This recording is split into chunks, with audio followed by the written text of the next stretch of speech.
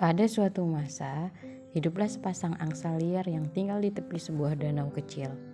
Mereka bersahabat dengan seekor kura-kura yang juga tinggal di tepi danau tersebut. Terkadang kedua angsa itu merasa lelah menghadapi kura-kura karena ia senang sekali mendengarkan suaranya sendiri dan tidak bisa berhenti bicara. Namun, mereka masih tetap menyukai kura-kura itu. Kemudian terjadilah kekeringan ketika hujan hampir tidak pernah membasahi bumi sepanjang tahun, sehingga ketinggian air di danau kecil itu semakin menurun. Hingga akhirnya yang tersisa hanyalah sedikit air berlumpur yang mengandung banyak sekali kotoran di dalamnya. Maka pasangan angsa itu pun memutuskan untuk meninggalkan danau tempat tinggal mereka agar tidak mengalami kelaparan.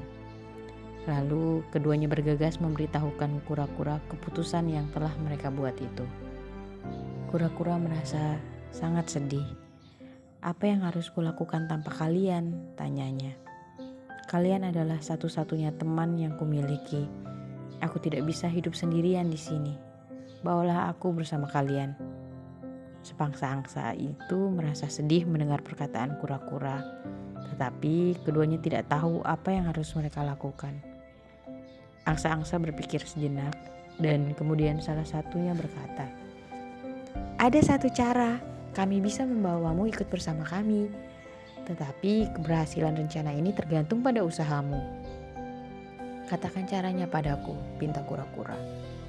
"Baik, begini caranya," ujar salah satu angsa menjelaskan.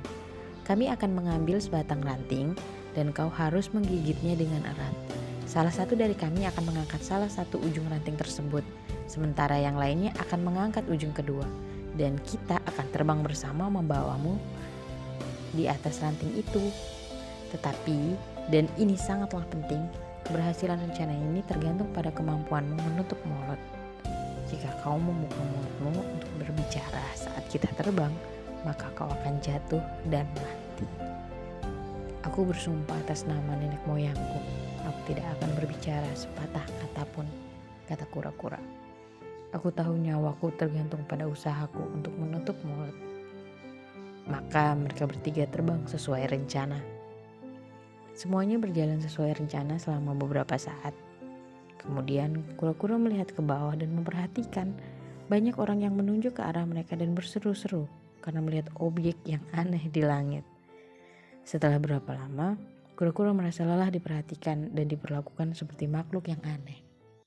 Maka ia memutuskan untuk meneriaki mereka dan berkata, "Orang desa yang dungu, apakah yang kalian lihat?"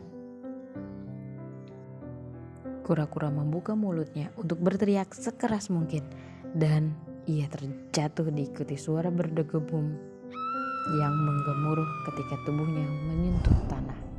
Demikianlah akhir hidup si kura-kura cerewet yang tidak bisa menutup mulutnya. Sayang sekali ya.